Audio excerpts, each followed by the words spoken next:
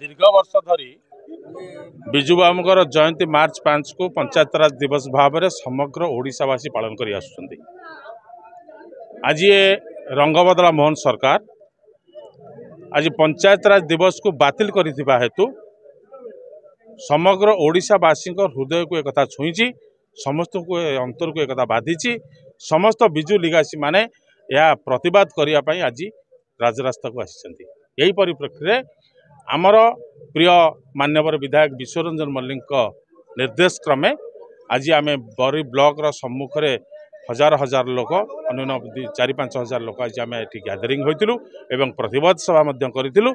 ये प्रतिवाद सभा माध्यम आम जन देवाई चाहूँ जे मोहन सरकार आपण सचेतन हुंतु जे विजु बाबू नाम को लोकलोचन मानसरू हटे देवाई जो अपचेष्टा करता कस्मिन काले साधित हम ना। विजु प्रेमी एकाठी होती राजरास्ता को आसी। तेणु आपण मैंने जदि पुनर्बार एक कथा को विचार करी पंचायत राज दिवस मार्च 5 तारीख को न आनती न करती ताहले भयंकर परिस्थिति सृष्टि एवं दुर्बार हम यह आंदोलन। आपण मैंने समस्त जानते प्रभात पुरुष विजु बाबूंकर जो जन्म जयंती को ये रंग बदला सरकार मार्च 5 को चेंज करेला। विजु बाबू होचंती जड़े इमोशन ओडिया जाति ओडिशा पाई तांकर जो अवदान तांकर जो चेष्टा तांकर जो प्रचेष्टा ओडिशावासी से सबुदिन जुगे जुगे मन रखिए। विजु बाबू सांगरे जो रंग बदला सरकार जमीती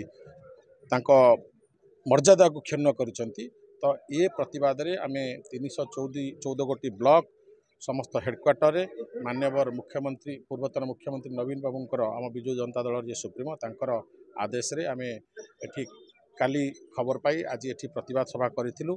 किंतु आम एठी जन देवाई चाहूँ ये रंग बदला सरकार जदि ये कथा को से माने आउ थे मॉडिफाई न करेंगे आसंता 2026 रे जमती फेर मार्च 5 रे विजु जयंती रे पंचायत राज दिवस पालन हम जदि से कथारू फेर विच्युत होती विजु जनता दल बा ओडिशा खाली विजु जनता दल नुहे समग्र ओडिशावासी विजु बाबू को भल पाती तो तांकर जो असम्मान आमे केबे ओडिशावासी बा सर्वोपरि बरीवासी सहय करेंगे ना।